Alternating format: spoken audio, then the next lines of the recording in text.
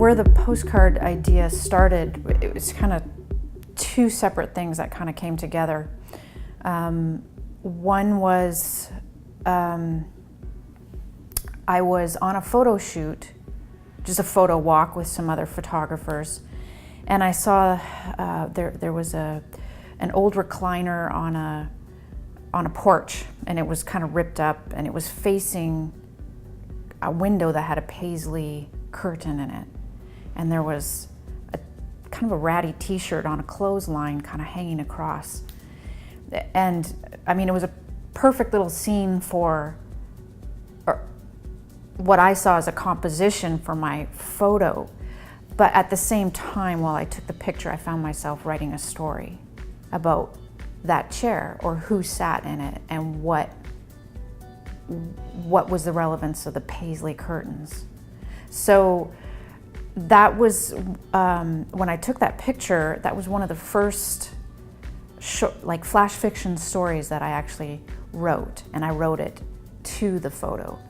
At the time, I wasn't thinking postcard stories or thinking about how I could use that in other stories. That it was just that one moment. Flash forward, I was taking photography classes as well as creative writing classes, and I was constantly trying to figure out how I could combine my images to my words.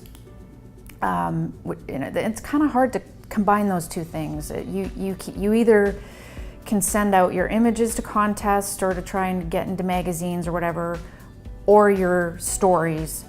Very few magazines will take both.